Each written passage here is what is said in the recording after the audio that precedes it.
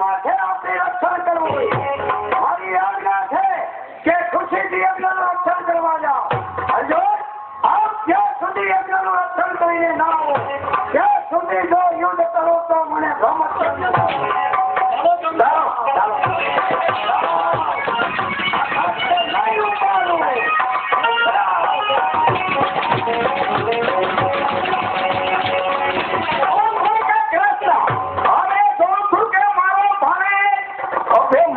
કેમ પડતો નથી? અર્જુન જ જાણે છે. અર્જુનજીને પાતાળમાં મોકલા. હવે જોઉં છું કે મારો આ ભાઈ જમે માન્યું કેમ પડતો નથી? કૃષ્ણ ચાલ.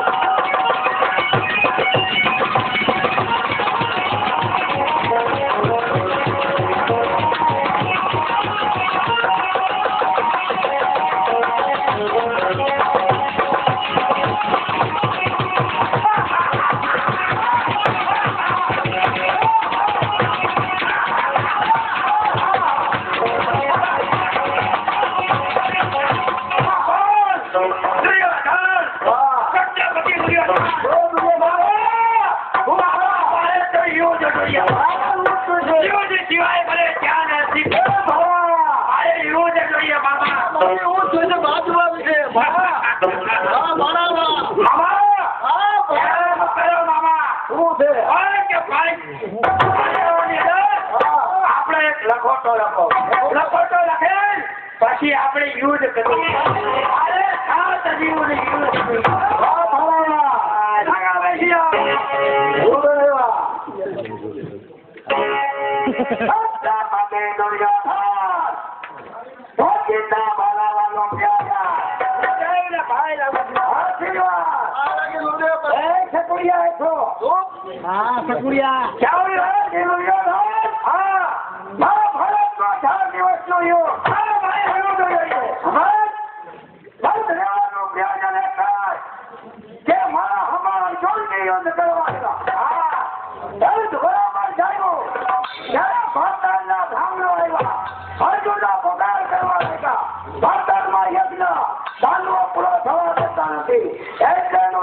રક્ષણ કરવા પાતાળમાં મોકલા છે.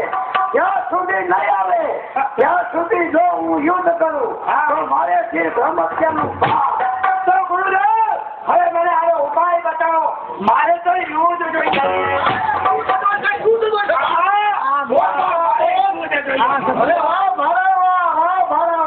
યુદ્ધ સિવાય ક્યાં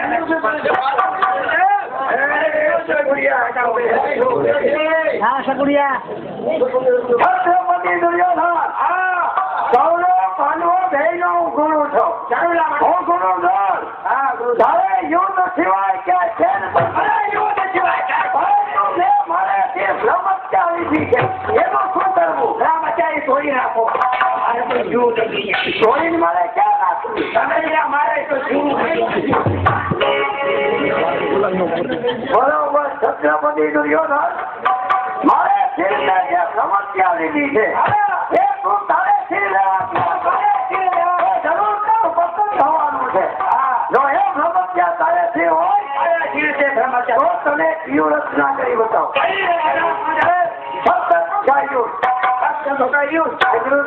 ના કોઈ જી નથી આપી. પેઢીમાં કોઈ જી નથી આપી. બરોબર.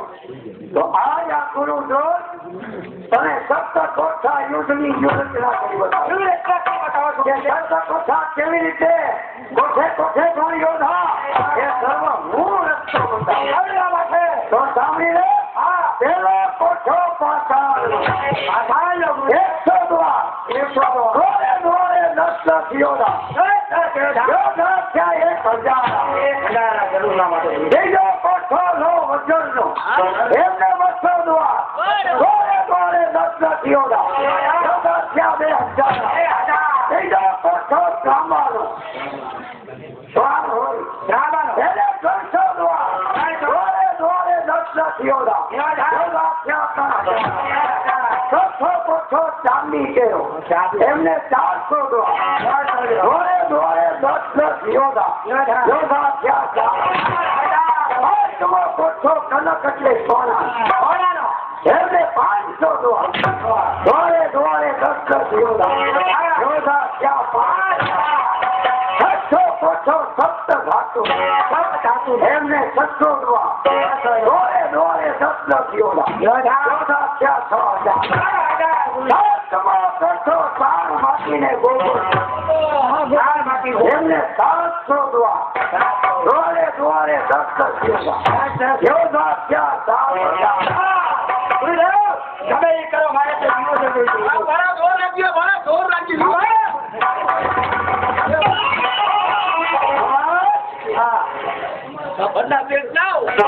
હવે બધા યોધા ગોઠવી દો નેતા ગોઠવી દે કોઠો આખું બ્લોગ ને છે પેલો કોઠો મારે છે બીજો કોઠો કૃપાચાર્ય બીજો કોઠો કેમ મોરો પડી ગયો કહેવતમાં કીધું છે કે ખોટે ખાધા એને જ આવે આ રસ્તો મેં બતાવ્યો એટલે પેલો કોઠો મારે અમે તળે બ્રાહ્મણો છે એટલે વિચારમાં પડ્યો હવે તમારો વારો આવ્યો ચોથો કોઠો ચાંદીનો છે એટલે મહર્ષિ કરણ તારો ભાઈ એમને પાંચમો કોઠો કનકનો બનાવ્યો એટલે સોનાનો બનાવ્યો કારણ કે તું અભિમાન નું પૂતળું એટલે તારે માટે બનાવ્યો પાંચમો કોઠો તારે છે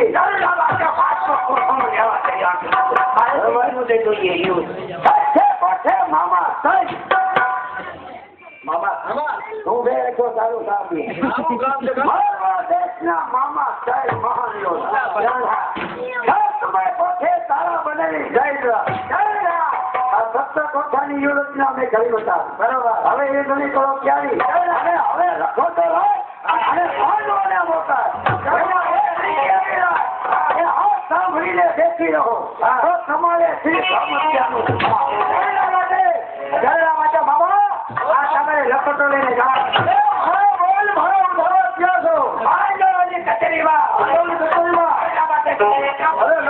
લખોટો મોકલા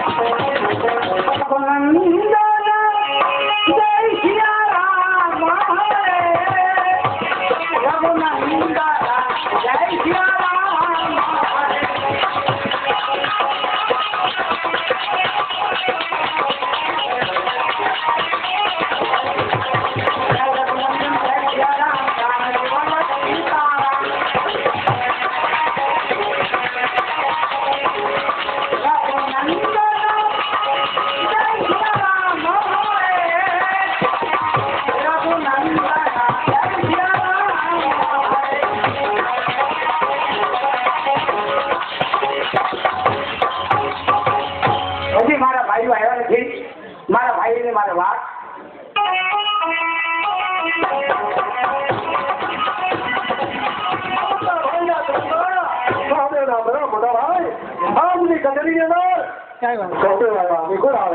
અને હજી ભીમભાઈ આવ્યા નથી ત્યાં સુધી આવતા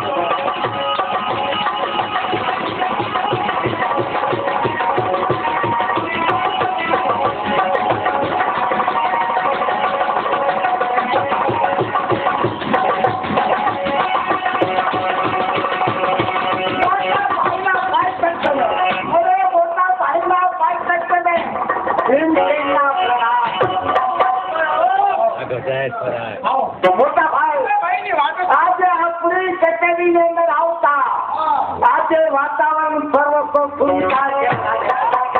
મોટા ભાઈ આજે મારું ડાબુ આપણી સાથે જમે આજે આપણી સાથે જમે એવા શોક મહેમાન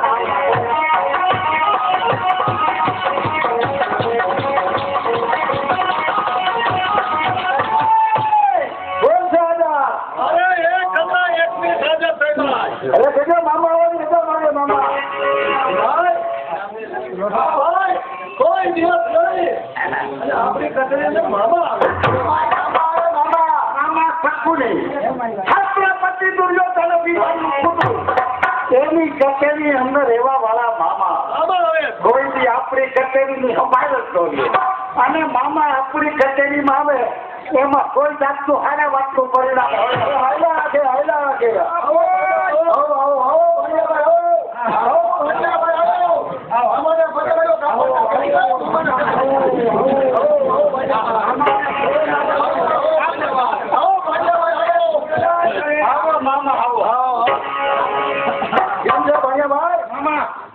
તમને દેખીને મારી છાતી ગંજત ફૂલાય અને તમે અમારી કચેરીએ જાતે તમે ઉપાડી મામાને બંધ થઈ ગયો. મારા ભાઈ કોઈ ન ઓળખે. હું તમને પગથી માથા લગાડું. ભાઈ હું હોય નહીં. મોટા ભાઈ આજે ન ઓળખે. શા માટે પધારે તો મામા સાહેબ છત્રપતિ દુર્યોધન અને લખોનો લખી દીધો. જમવાનું આમંત્રણ છે. બપોર નથી.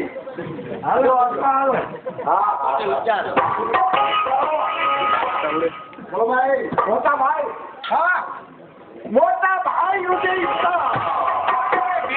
છત્રપતિ દુર્યોધન અભિમાનનું પુતળું. ભાઈ નો ભાઈ આમાં શું લખ્યું છે? આમાં 17 કોઠા યુદ્ધનું સાંભળો.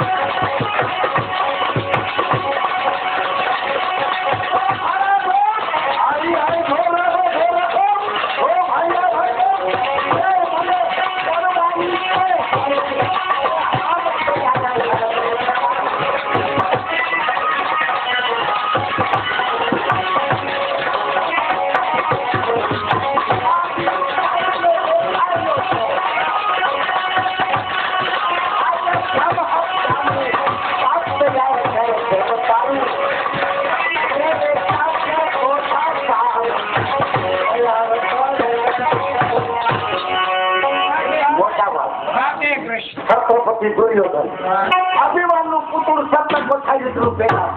અને પાંડવો જો તમે આ ભીડું ચાલીને બેઠાયો તો તમારે શીશ બ્રહ્મહત્યાનું બાપ એવો પાંડવ પુરુષ પર કોઈની શબ્દ આવ્યો નથી.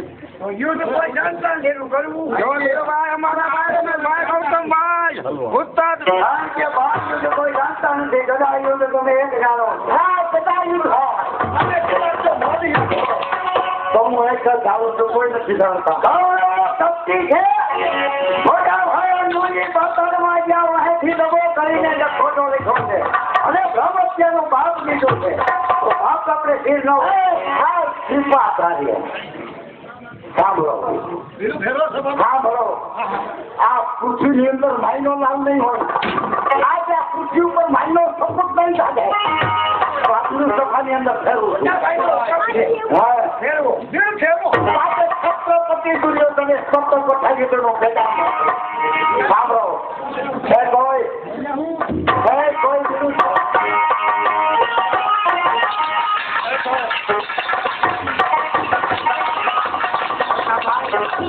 કોઈની સિપાન માંથી છપાયો નથી કરતા. તો આજે બીજી વાત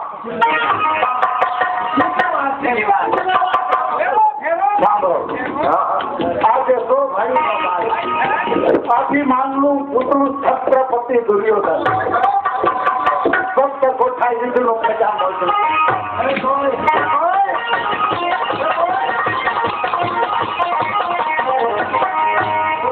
કોઈની દિમાગમાં જેવો નથી લઈ જતા ત્રીજી અને